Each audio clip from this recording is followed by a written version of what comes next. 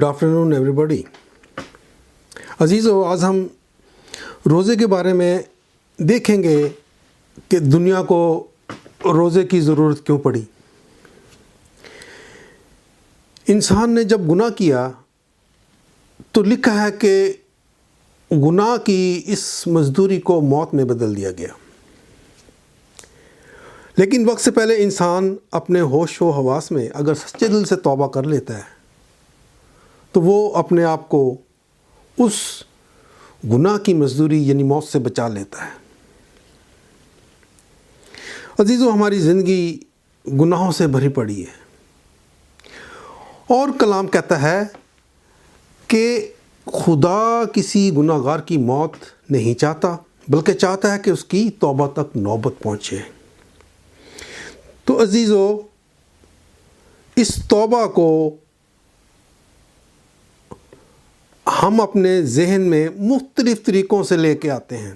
اگر ہم بنی اسرائیل کا زمانہ دیکھیں تو مختلف طریقوں سے توبہ کی جاتی تھی، قربانیاں چڑھائی جاتی تھیں اور اپنے اپنے طور طریقوں سے روزے بھی رکھے جاتے تھے. بنی اسرائیلی جس وقت اپنے گناہوں کا کفارہ دیتے تھے، یعنی وہ سال میں ایک مرتبہ کفارے کا دن مناتے تھے، یعنی سال میں ایک بار روزہ رکھتے تھے. بعد میں فریسیوں نے اس کو 3 دن کا روزہ کر دیا، لیکن تاریخ میں یہی لکھا ہے کہ 1 دن کا روزہ تھا. فریسیوں نے 3 دن میں ایک روزہ رکھا. اور عزیزو، ہم آگے چل کے دیکھیں گے کہ جب موسیٰ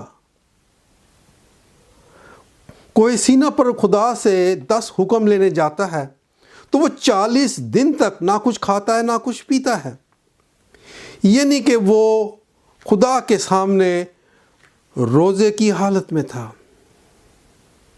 آگے ہم دیکھیں گے تو اس پروگرام کو آگے بڑھاتے ہیں اور دیکھتے ہیں کہ روزہ کس کس دور میں کس کس طریقے سے ہماری زندگی میں شامل ہوا. عزیزو، اعبار 16 باب لکھا ہے کہ تمہارے لیے یہ ایک دائمی قانون ہو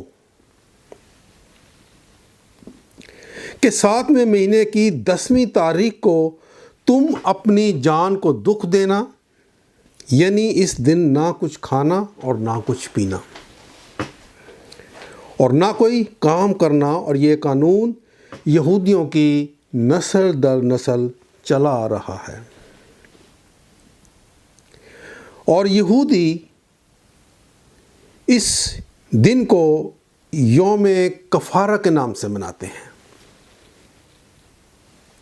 اور اس طرح بنی اسرائیل سال میں ایک مرتبہ اپنے لیے گناہوں کو کفارے کی صورت میں معاف کرواتے ہیں اور نجات پاتے ہیں. عزیزو، آگے ہم دیکھتے ہیں قضات 20 باب. اس حوالے سے پتہ چلتا ہے کہ روزہ اسرائیلیوں کی زندگیوں میں کیسے کام کرتا تھا. تفصیل بہت زیادہ ہے لیکن ٹائم کے کم ہونے کی وجہ سے ہم اس کو بالکل مختصر کر کے دیکھیں گے. یعنی جب بنیامین اسرائیلیوں کے مقابلے میں جنگ کرنے آتا ہے تو بنیامین تقریباً 18,000 اسرائیلیوں کو ہلاک کر دیتا ہے، یعنی ان کو شکست ہوتی ہے. اب تمام بنی اسرائیل بیت ایل میں جمع ہوتے ہیں اور وہاں روتے ہیں، گریہ زاری کرتے ہیں اور شام تک روزہ رکھتے ہیں. اور اس کے ساتھ ساتھ قربانی بھی چڑھاتے ہیں. سلامتی کی قربانی، سوختنی قربانی، یہ خداوند کے لیے چڑھائی جاتی ہیں اور خداوند ان کے دل کی آواز کو سنتا ہے اور ان کے روزے کو قبول کرتا ہے. اور دوبارہ خداوند کے کہنے پر یہ لوگ بنیامین کے ساتھ دوبارہ جنگ کرتے ہیں اور فتح پاتے ہیں۔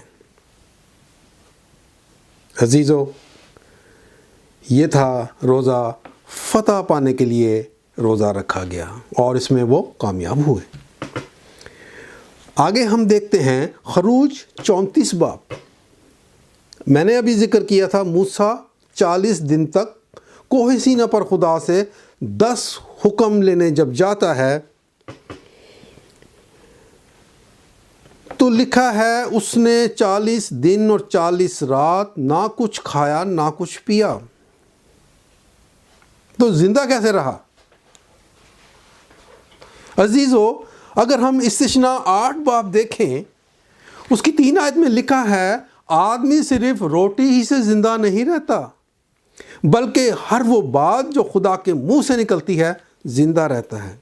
عزیزو، جس وقت موسیٰ آسمان سے کوہ سینا سے نیچے اترا، اس کا چہرہ چمک رہا تھا۔ اس کا مطلب ہے کہ اسے خوراک کی ضرورت نہیں پڑی۔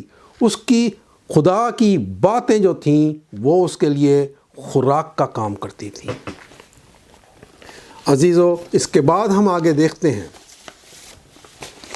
ایک بہت بڑی مثال ہے روزے کی ملکہ آستر کی، کہ اس نے مردکی کو بچانے کے لیے کس طرح روزہ رکھا۔ یہودیوں نے روزہ رکھا کیونکہ حامان نے 50 فٹ اونچی ایک سولی بنائی تھی جس پہ اس نے مردکی کو چڑھانا تھا۔ عزیزو، یہاں بہت تفصیل ہے اس کی، لیکن ایک صرف ہم پوائنٹ لیتے ہیں کہ روزہ کس طرح رکھا گیا۔ اور عزیزو، آستر نے روزہ رکھا، تمام یہودیوں نے روزہ رکھا، خدا کے آگے گریہ زاری کری، نہ کچھ کھایا نہ کچھ پیا، اور اس طرح دیکھو کہ وہ خدا کے حضور مقبول ٹھہرے۔ اور اس طرح خدا نے بادشاہ کے دل میں آستر کے لیے ہمدردی پیدا کی، اور اس نے حامان کو اسی سولی پر چڑھایا جو اس نے مردکی کے لیے تیار کی تھی۔ عزیزو، یہاں پہ ایک شخص کی جان بچانے کے لیے روزہ رکھا گیا، اور یہ اس سب روزے کی وجہ سے تھا۔ عزیزو، آگے ہم دیکھتے ہیں داؤد نبی بھی روزے کے لیے پرجوش ہے۔ اگر ہم زبور 69 دیکھیں تو وہاں پہ لکھا ہے، داؤد نبی لکھا ہے کہ عزیزو، یہاں پر زاری کا لفظ اپنی جان کو دکھ دینے کی بات کرتا ہے۔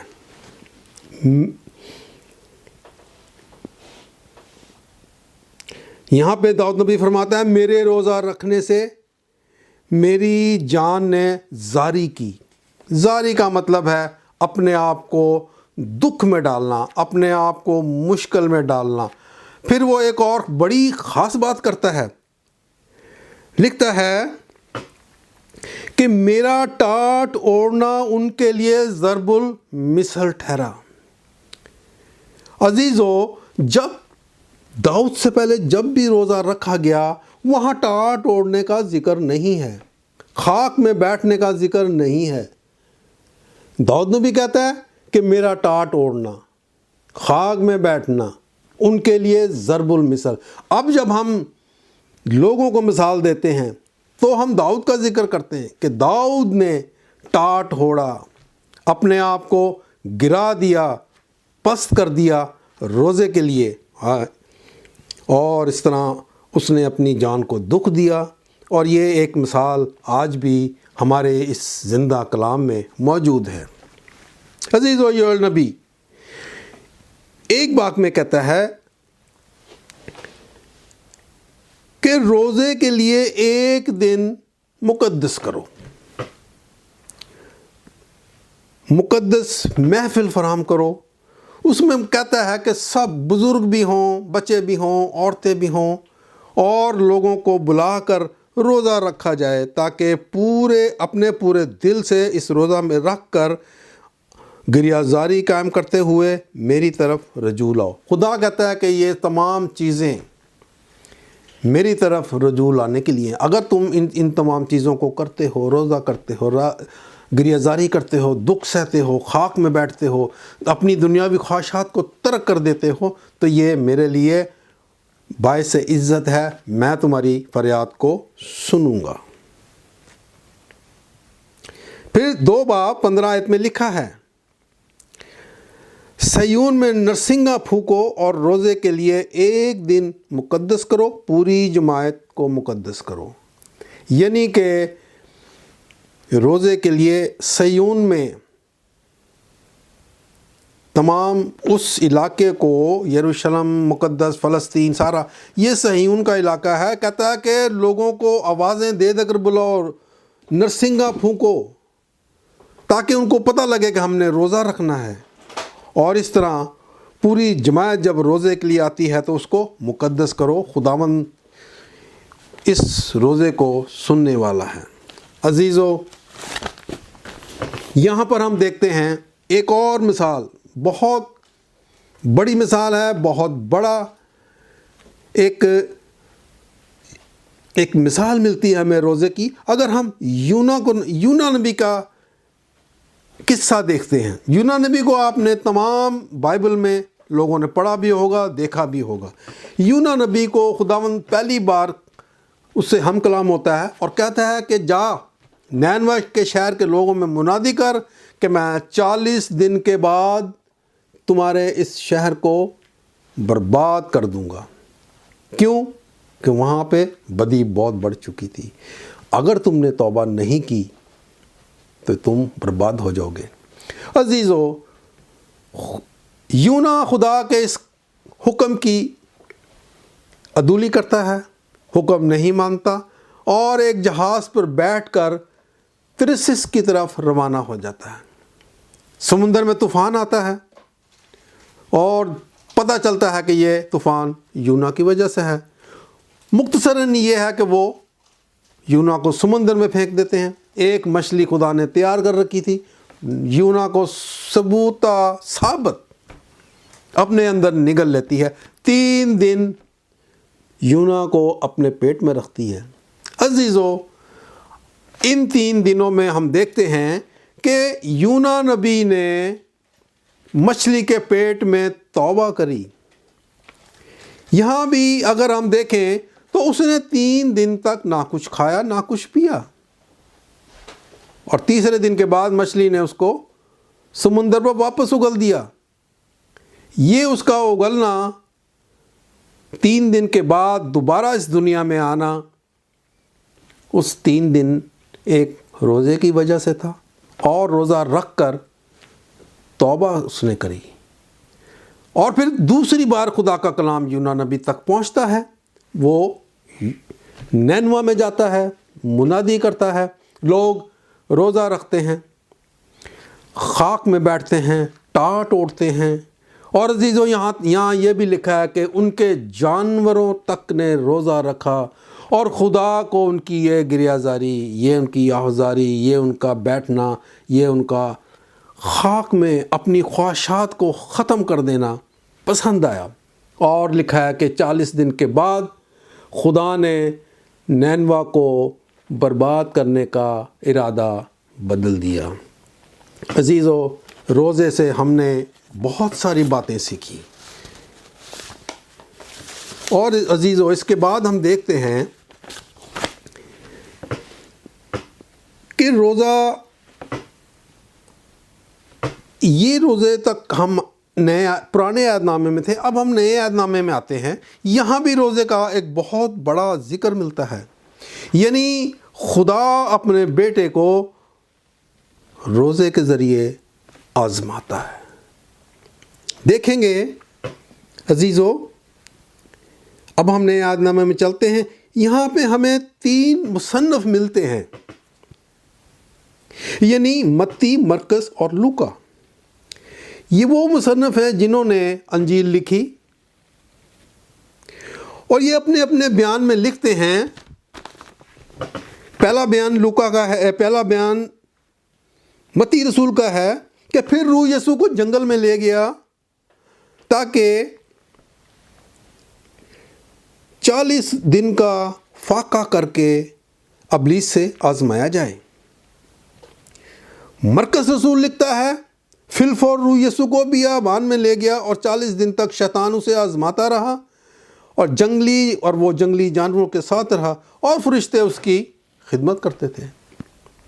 عزیزو، لوکا رسول لکھتا ہے کہ پھر 40 دن تک بیابان میں پھرتا رہا۔ پھر یسوع 40 دن تک بیابان میں پھرتا رہا اور پھر لکھا ہے کہ اس نے 40 دن نہ کچھ کھایا نہ کچھ پیا۔ یعنی کہ ان تینوں مصنف اپنے اپنے بیان میں لکھتے ہیں کہ 40 دن کا فاقہ، 40 دن بیابان میں، جنگل میں، ویرانے میں خدا کی آزمائش، اور اس دوران نہ کچھ کھایا گیا نہ کچھ پیا گیا۔ ان 40 دنوں کو اے پیارے خداوند، ان 40 دن کے فاقوں کو ہم آج 40 روزوں میں کنورٹ کر دیتے ہیں، بدل دیتے ہیں۔ فاقے کو ہم روزے کا نام دیتے ہیں، جو ہماری زندگی میں سکون اور اطمینان بخش ثابت ہوتا ہے۔ میرے عزیزو، متی 6 باب، اب ہم دیکھتے ہیں کہ روزہ کس طرح رکھا جائے۔ اس کا کوئی بڑا وہ ایسا کام نہیں ہے کہ یہ بھی کرو یہ بھی کرو، کھانا پکاؤ، یہ کر لو وہ کر لو، کس طرح، کچھ نہیں۔ لکھا ہے کہ جب تو روزہ رکھے تو اپنے سر میں تیل ڈال اور اپنا منہ دھو اور اپنی شکل مت بگاڑ کہ لوگ تجھے روزہ دار جانیں، بلکہ اپنی شکل اس طرح بناؤ، اپنی شکل پہ اس طرح روحانیت رکھو کہ خدا جو آپ کو پوشیدگی میں دیکھتا ہے وہ آپ کو روزہ دار جانے اور آپ کو بدلہ دے۔ یہ ہے روزہ رکھنے کا طریقہ، اس طرح سے روزہ رکھا جاتا ہے۔ ہم روزہ رکھ کر لوگوں کو نہیں بتاتے کہ ہم روزہ دار ہیں، صرف ہم اپنے دل کی آواز خدا تک پہنچاتے ہیں کہ ہم نے تیرے لیے روزہ رکھا۔ عزیزو، ایک اور بات جو بہت سارے ہمارے کرسچینٹی میں کرسچن لوگ جو کلام کو اتنا نہیں سمجھتے، کلام کو اتنا نہیں جانتے، پڑھ نہیں سکتے، اکثر لوگ ان سے پوچھتے ہیں کہ آپ لوگ اتوار کا روزہ کیوں نہیں رکھتے؟ میرے عزیزو، آج میں آپ کو بتاتا ہوں کہ اتوار کا روزہ کیوں نہیں ہوتا۔ کیونکہ اتوار ہماری زندگی میں ایک کامیابی کا دن ہے، ایک ہمیشہ کی زندگی کا دن ہے، ایک ہمارے لیے خوشی کا دن ہے۔ اور جب ہم خوش ہوتے ہیں، ہمیں ہمیشہ کی زندگی کی امید ہوتی ہے، ہم خدا کے ساتھ چلتے ہیں، تو پھر ہم اس وقت روزہ نہیں رکھتے۔ ہم خوشی مناتے ہیں کہ یہ دن ہماری نجات کا دن ہے۔ اور اسی طرح پورے سال کے مہینوں میں جتنے اتوار ہوتے ہیں ان کو منی ایسٹر کہا جاتا ہے، یعنی چھوٹا ایسٹر۔ اور اس چھوٹا ایسٹر بھی ہماری نجات کو ظاہر کرتا ہے۔ ہم اپنی نجات کے لیے گریہ زاری نہیں کر سکتے، ہم اپنی نجات کے دن کو خاک میں بیٹھ کر نہیں منا سکتے، اس لیے اتوار کا روزہ ہم نہیں رکھتے۔ یہ کلام مقدس کی بات ہے، اور روزہ رکھنا ہم سب کا فرض ہے۔ روزے سے ہم اپنی زندگیاں بدل سکتے ہیں۔ روزہ ایک تبدیلی کا نام ہے۔ جب ہم 40 دن روزہ رکھتے ہیں تو ہمارے اندر بہت ساری تبدیلیاں آتی ہیں۔ برے کام چھوڑ دیتے ہیں، بری باتیں چھوڑ دیتے ہیں، برے لوگوں سے ملنا چھوڑ دیتے ہیں، برے راستوں پہ چلنا چھوڑ دیتے ہیں، بری سوچیں چھوڑ دیتے ہیں۔ میرے عزیزو، یہ ساری ہمارے اندر تبدیلیاں ہیں جو روزے سے نونما ہوتی ہیں۔ روزہ ہماری زندگی کو سکون دیتا ہے۔ روزہ ہماری زندگیوں کو خدا تک لے جانے کا ایک شارٹ کٹ راستہ ہے۔ ہماری تمام پریشانیاں، دکھ، تکلیفیں اگر ہم روزہ رکھ کر خدا کے سامنے رکھتے ہیں تو یہ ایک شارٹ کٹ راستہ خدا تک ہماری مشکلات، پریشانیاں، دکھ، تکلیفیں لے کر جاتا ہے، اور خدا ان کو سنتا ہے اور جواب دیتا ہے۔ میرے عزیزو، اب ہم دیکھیں گے کہ روزہ ہم کس طرح رکھیں، کب رکھیں، کیسے رکھیں۔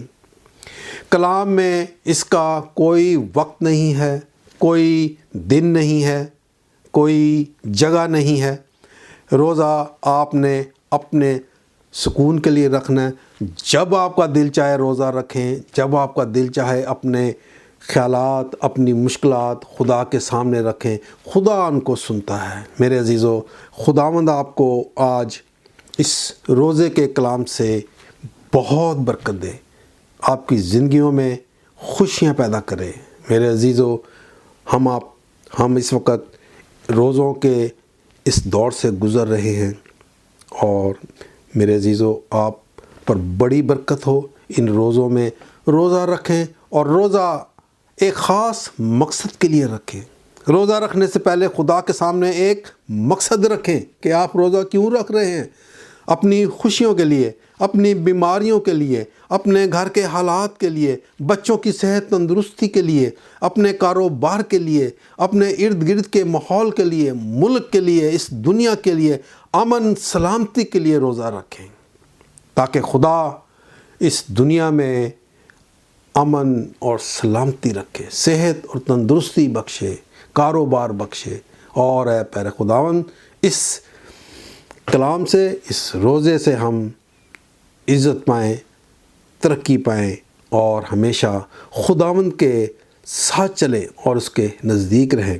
خداوند آپ سب کو اس روزے کے دنوں میں بہت برکت دے، صحت اور تندرستی دے، اور آپ ہمیشہ خداوند کے ساتھ چلتے رہو۔ خداوند آپ کے ساتھ ہو اور آپ کو بڑی برکت دے۔ آمین۔